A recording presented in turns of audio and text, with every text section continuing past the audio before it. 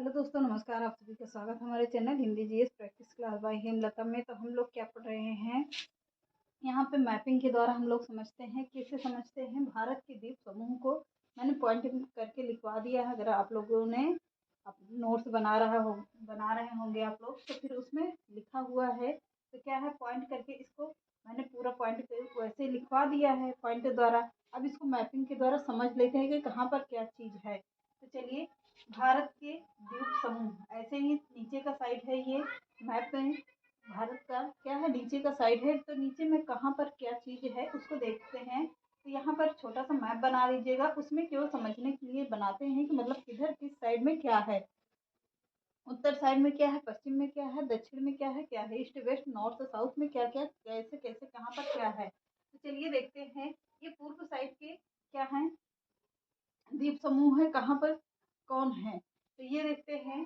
एलिफेंटा ऐसे छोटा सा मैप बनाइएगा। भारत के द्वीप समूह मैप के द्वारा समझिएगा। यहाँ पर क्या है, एलिफेंटा द्वीप है। सबसे पहले मैप में नीचे यहाँ पर क्या है, यहाँ पर एलिफेंटा का द्वीप है। और यहाँ पर क्या है, यहाँ पर ऐसे पॉइंट करके देखिएगा। तो यहाँ पर क्या है, यहाँ पर श्रीहरिकोटा द्वीप है। श्रीहरिकोटा द्वीप है, कहाँ पर है, आंध्र प्रदेश में है। और यहाँ पर नीचे आके देखिएगा तो क्या है, पुलिकट झील है।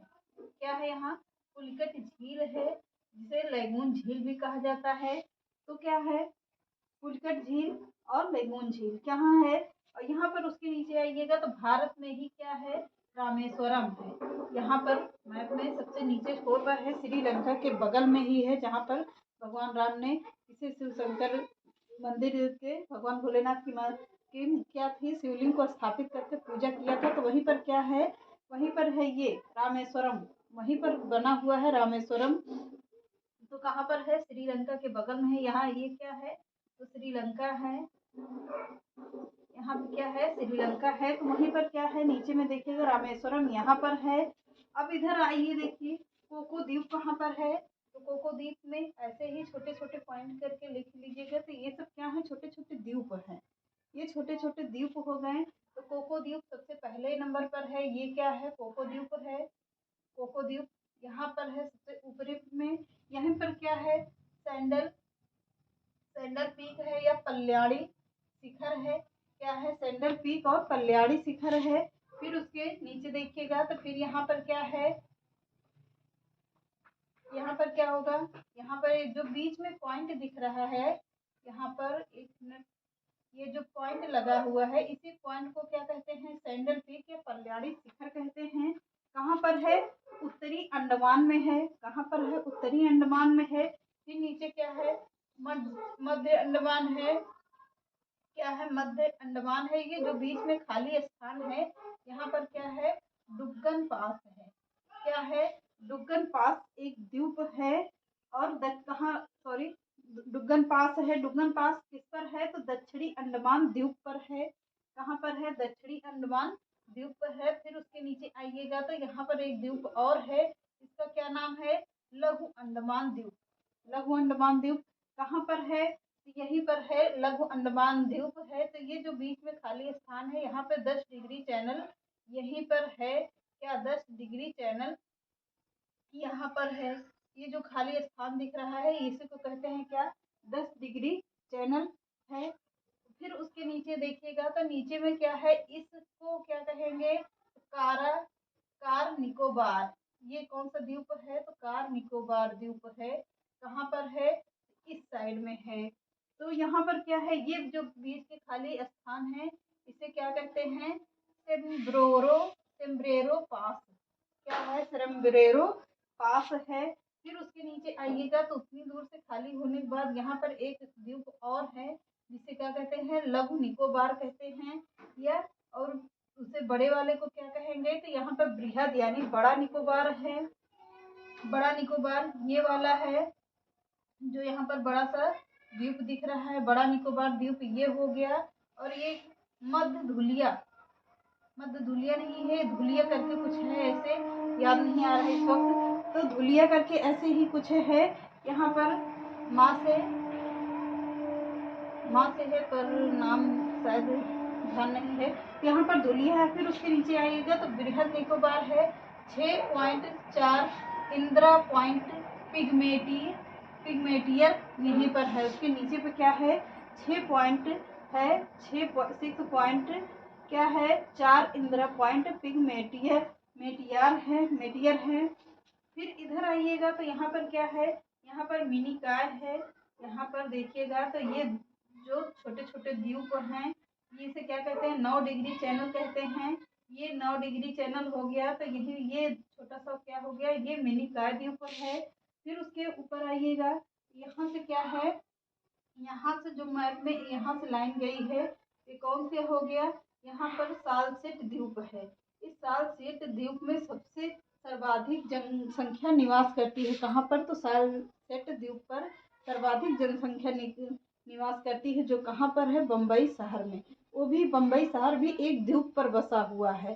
तो सबसे सर्वाधिक जनसंख्या कहाँ निवास करती है, तो यहीं पर मुंबई नगर में ही स्थित करती है, सालसेट द्वीप पर ही स्थित है। फिर उसके बाद कहाँ क्या है, तो उत्तरी अंडमान यहाँ पर है।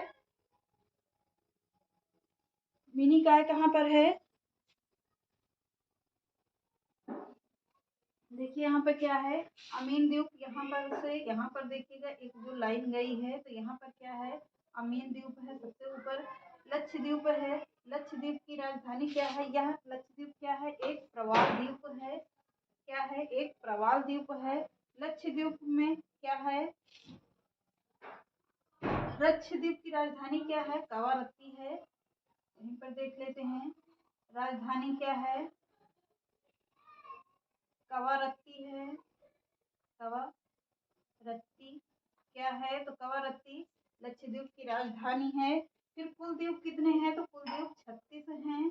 और क्या है, सबसे बड़ा द्वीप कौन सा है, एटराट द्वीप है। सबसे बड़ा द्वीप क्या कौन सा हो गया, सबसे बड़ा द्वीप कौन सा है, एटराट द्वीप है। एटराट द्वीप है। सबसे कुल द्वीप कितने हो गए, तो कुल द्वीप 36 हो गए। सबसे बड़ा द्वीप कौन सा है, एटराट द्वीप है। कुल 36। यहाँ पर क्या है, तो मिनी काय है। फिर यहाँ से देखेंगे तो अमीन द्वीप यहाँ पर है। तो फिर यहाँ पर क्या है, लक्षद्वीप है। लक्षद्वीप की राजधानी क्या है, कवारत्ती है। लक्षद्वीप की राजधानी क्या है, कवारत्ती है। फिर यहाँ से देखिएगा तो क्या है, सालसेट द्वीप है। सबसे ज्यादा जनसंख्या कहाँ निवास करती है, तो सालसेट द्वीप में निवास करती है। तो सालसेट द्वीप कहाँ पर है, मुंबई नगर में है। तो चलिए इतना तो समझ में आ गया होगा। अब आगे क्या लिखते हैं, एलिफंटा द्वीप मुंबई तट के सहारे स्थित है। पॉइंट करके लिखते रहिएगा, एलिफंटा द्वीप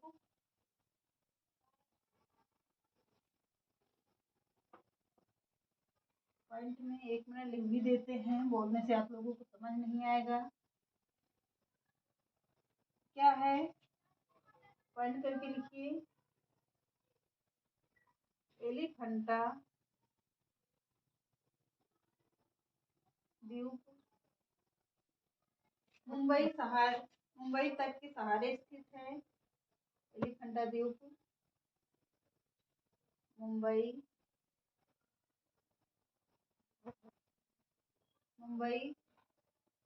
तट के सहारे स्थित है।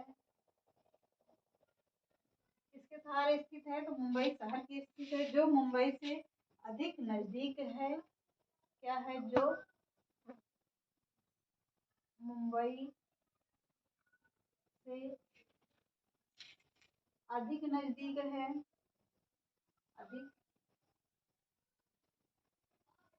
नजदीक है।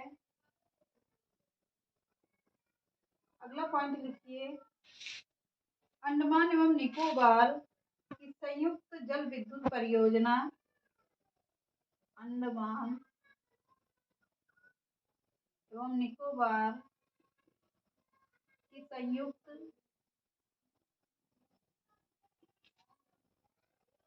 जल विद्युत परियोजना कौन है, परियोजना क्या है? कलयुग परियोजना है। जल विद्युत परियोजना कौन सी है? तो कलयुग परियोजना है। क्या नाम है? तो कलयुग परियोजना। अंडमान एवं संयुक्त क्या है? अंडमान एवं निकोबार है। अंडमान एवं निकोबार की संयुक्त जल विद्युत परियोजना क्या है? कलयुग परियोजना है। अब हेडिंग डाल लीजिए अफवाह तंत्र। अफवाह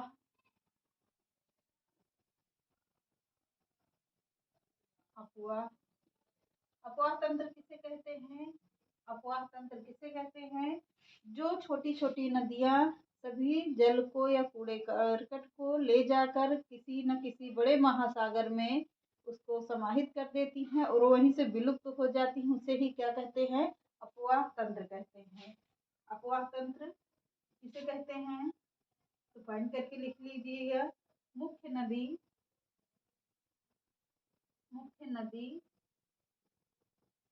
मुख्य नदी में छोटी छोटी नदियां आकर नदी में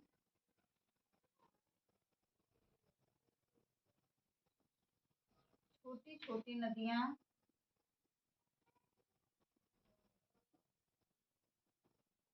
आकर मिलती हैं और या जिसका जल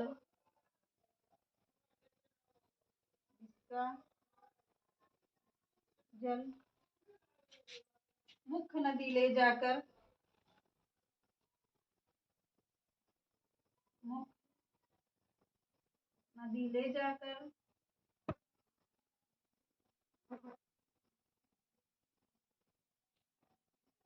मुख्य नदी ले जाकर सागर महासागर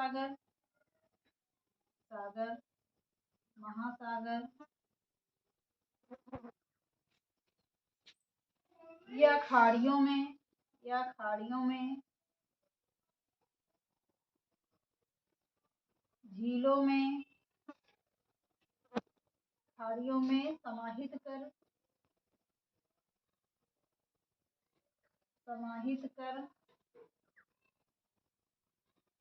विलीन हो जाती हैं। उसे क्या कहते हैं? उसे अफवाह तंत्र कहते हैं। उसे अफवाह तंत्र कहते हैं। क्या कहते हैं? अफवाह तंत्र कहते हैं। यही है अफवाह तंत्र। अफवाह तंत्र को क्या देखते हैं? आगे फिर से देखिएगा। अब हेडिंग डाल लीजिए क्या? भारत में सामान्यतः अफवाह तंत्र 2 हैं। कितने पाए जाते हैं? इतना हो गया होगा। इतना हो गया तो ले लीजिए स्क्रीनशॉट। अब आगे लिखते हैं क्या? भारत में पॉइंट करके लिखिएगा ऐसे। भारत में अफवाह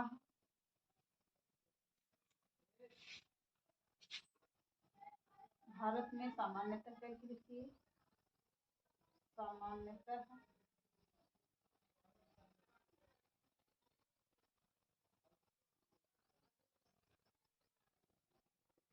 सामान्यतः दो अफवाह तंत्र पाए जाते हैं। कितने पाए जाते हैं? तो 2 अफवाह तंत्र पाए जाते हैं। कौन सा अफवाह तंत्र है? तो चलिए देखते हैं। हिमालयी अफवाह तंत्र पहला कौन है? हिमालयी अफवाह तंत्र। दूसरा कौन सा होगा? तो प्रायद्वीपीय अफवाह तंत्र। दूसरा प्रायद्वीपीय अफवाह तंत्र। कितने हैं? तो पहला हिमालयी अपवाह तंत्र, दूसरा है प्रायद्वीपीय अपवाह तंत्र। अब इसमें लिखिए अपवाह तंत्र में, हिमालयी अपवाह तंत्र में क्या है, इसके दो हैं। कौन सा है, सिंधु अपवाह तंत्र, पहला कौन सा है, ये दो भाग हैं, सिंधु अपवाह तंत्र, और दूसरा कौन सा है, तो दूसरा होगा गंगा ब्रह्मपुत्र अपवाह तंत्र। गंगा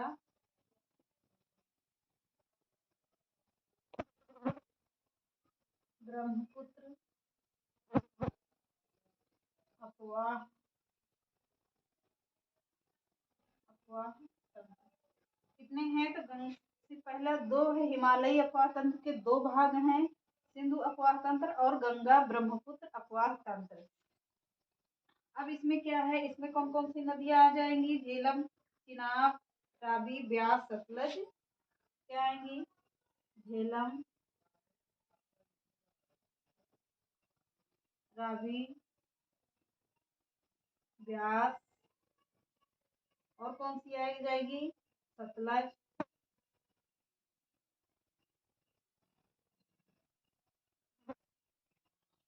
चिनाब। चिनाब ये किसकी नदियां हो गई, झेलम, रावी, ब्यास, सतलज और चिनाब, 5 नदियां किसकी हो गई, 5 नदी किसकी हो गई, तो अरब सागर में गिरने वाली नदियां हैं। कौन सी हैं, अरब सागर में गिरती हैं ये नदियां, अरब सागर में गिरती है। कौन कौन सी नदियां गिरती हैं, झेलम, रावी, ब्यास, सतलज, चिनाब नदी किसमें गिरती हैं, तो अरब सागर में गिरती हैं। ये किसमें गिरने वाली नदियां हैं, अरब सागर में। अब गंगा कहाँ से निकलेगी, गंगा, गंडक, कोसी, सोन, गंगा, गंडक, कोसी, सोन, चंबल, केन,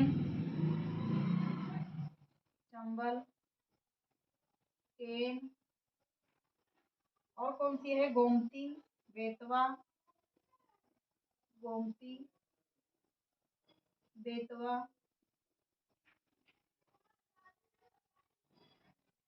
बनास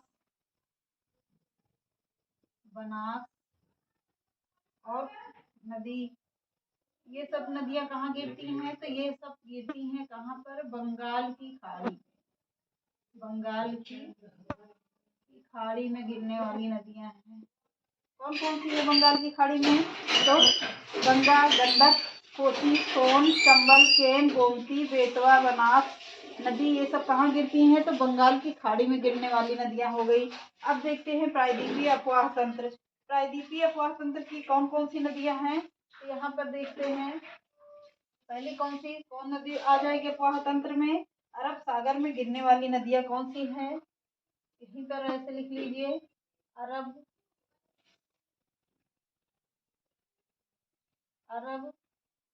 सागर में गिरने वाली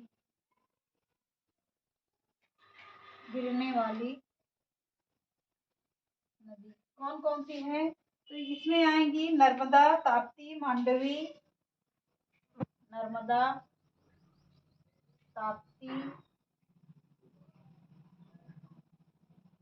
मांडवी, और कौन सी आएगी, जुआरी, भरतपुरा, पेरियार, जुआरी, भरतपुरा, पेरियार, ये सब कौन सी नदियां हो गई, ये अरब सागर में गिरने वाली नदियां हो गई। जो और दूसरी लिखिए बंगाल की खाड़ी में गिरने वाली नदियां, अब इसमें भी आएगी बंगाल खाड़ी में गिरने वाली नदियां। तो ये सब किसकी है, प्रायद्वीपीय अपवाह तंत्र की नदियां हैं, जो बंगाल अरब सागर में भी गिरती हैं और कहाँ पर गिरती हैं, बंगाल की खाड़ी में भी गिरती हैं। तो अब यहाँ पर लिखिए बंगाल की खाड़ी में गिरने वाली नदी, बंगाल खाड़ी में गिरने वाली नदी, गिरने वाली नदी। ये सब नदियाँ कौन सी हो गई तो अलग आएंगी। कौन कौन सी नदियाँ हैं आइए देखते हैं। महानदी गोदावरी, महानदी गोदावरी, और कौन सी आएगी कृष्णा नदी, कावेरी नदी, कृष्णा कावेरी। ये कितनी नदियां हो गई तो यह 3-4 नदियां कहाँ पर गिरती हैं बंगाल खाड़ी में गिरती हैं। तो अपवाह तंत्र में कौन सी आती हैं भारत में सामान्यतः 2 अपवाह तंत्र पाए जाते हैं, हिमालयी अपवाह तंत्र और प्रादीपीय अपवाह तंत्र। तो हिमालयी अपवाह तंत्र में पहला सिंधु अपवाह तंत्र में कौन सी नदी गिरेगी और गंगा ब्रह्मपुत्र अपवाह तंत्र में कौन सी नदी गिरेगी तो सिंधु में कौन सी गिरेगी झेलम, रावी, ब्यास, सतलज, चेनाब नदी कहाँ पर गिरती हैं तो अरब सागर में गिरती हैं।